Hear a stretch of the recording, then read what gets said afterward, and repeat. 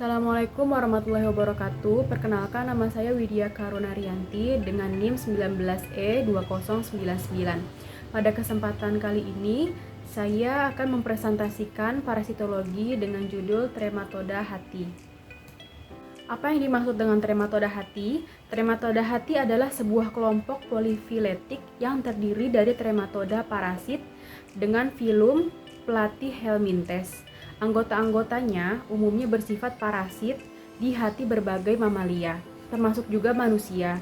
Cacing-cacing ini mampu bergerak melalui sistem peredaran darah sehingga dapat ditemukan juga pada saluran empedu, kantung empedu, dan juga parenkim hati. Cacing hati menyebabkan lesi patologikal sehingga menimbulkan penyakit. Siklus hidupnya cukup kompleks dan membutuhkan 2 atau 3 inang, sedangkan larvanya hidup mandiri pada air. Sekarang kita masuk pada studi kasus Fasciola hepatica. Hewan ternak merupakan bahan utama untuk konsumsi manusia, terutama sebagai sumber protein. Pengkonsumsian produk-produk asal hewan tersebut dapat menjadi sumber penularan penyakit bagi manusia, terutama penyakit zoonosis yang potensial bagi manusia, salah satunya penyakit parasiter yang diakibatkan yaitu infeksi cacing oleh Fasciola hepatica. Penyakit ini pada ternak dapat menghambat pertumbuhan, kurus, produktivitas ternak menurun, bahkan kematian pada ternak. Pada manusia dapat menyebabkan infeksi tenggorokan, peradangan, dan sakit kepala yang hebat. Apabila infeksi lebih lanjut menyebabkan pembasaran hati atau hepatomegali, ikteres, gangguan pencernaan, serta anemia. Berikut video dari trematoda hati, mari sama-sama disimak.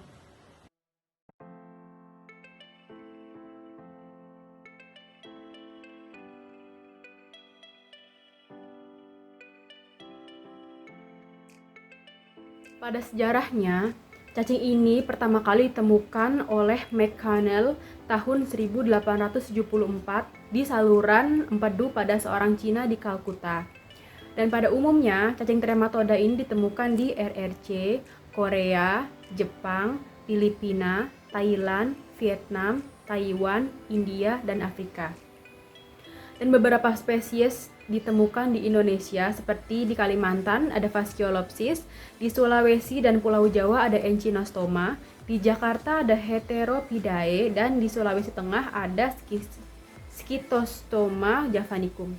Selanjutnya kita bahas ke morfologi trematoda hati. Menurut Kusuma Miharja tahun 1992, klasifikasi taksonomi cacing hati adalah sebagai berikut. Yang pertama ada Fasciola hepatica dengan kingdom Animalia, filumnya Platyhelminthes, kelasnya Trematoda, ordonya Digenea, familinya Fasciolidae, genusnya Fasciola, dan spesiesnya ada Fasciola hepatica dan Fasciola gigantica. Berikutnya adalah Clonorchis sinensis dengan kingdom Animalia, filumnya Platyhelminthes, kelasnya Trematoda, ordonya Opistorchida, familinya ada Opistorchidae, dan genusnya ada Clonorchis, spesiesnya Clonorchis sinensis.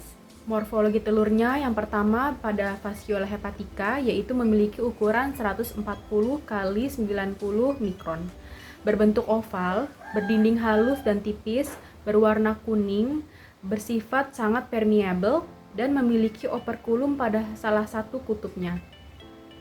Lalu telur Clonorchis sinensis memiliki ukuran 30 x 16 mikron, seperti bola lampu pijar, berisi mirasidium, memiliki operkulum berwarna kuning dan infektif untuk siput air.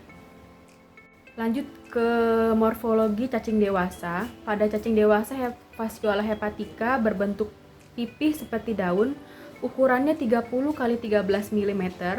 Bagian anterior berbentuk kerucut batil hisap mulut 1 mm pada puncak kerucut dan batil isap perut 1,6 mm. Saluran pencernaan bercabang-cabang sampai ke ujung distal cecum. Testis dan kelenjar vitelin juga bercabang-cabang.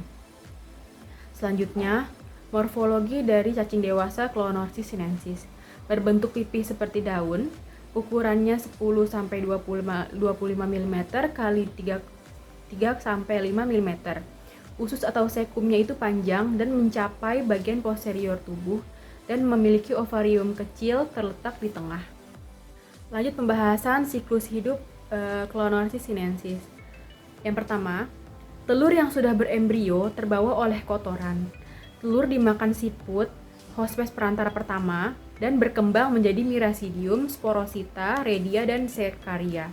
Cercaria yang matil berenang bebas di air membentuk sista pada kulit atau daging ikan air tawar, yang mana ikan air tawar ini menjadi hospes perantara kedua.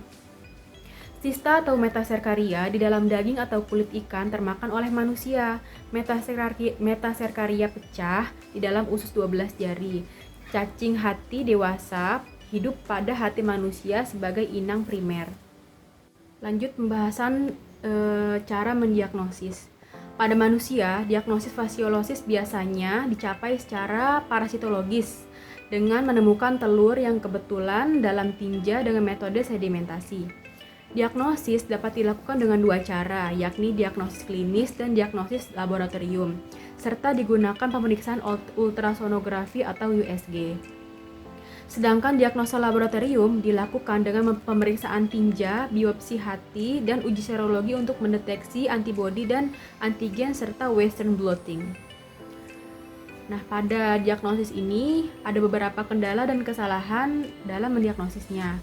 Kendala yang ditemukan pada pemeriksaan tinja yaitu telur dapat ditemukan setelah 15 minggu terinfeksi dan telur yang terkeluar secara intermiten tergantung pengosongan kantung empedu. Sedangkan kesalahan diagnosis ini dapat terjadi dengan ditemukan adanya telur dalam tinja seseorang sehabis makan hati mentah yang terinfeksi dengan fasciola atau bisa disebut dengan false fasciolisis.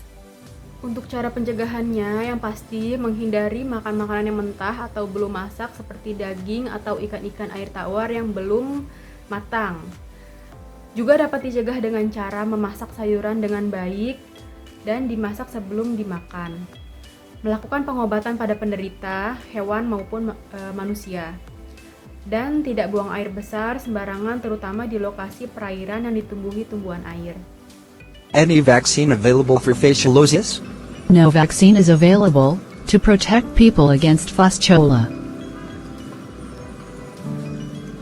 How can fasciola infection be prevented? People can protect themselves by not eating raw watercress and other water plants, especially from endemic grazing areas.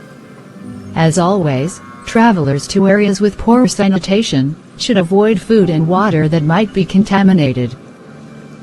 Terima kasih atas perhatiannya, kurang lebihnya mohon maaf presentasi dari saya. Semoga bermanfaat bagi teman-teman semua. Assalamualaikum warahmatullahi wabarakatuh.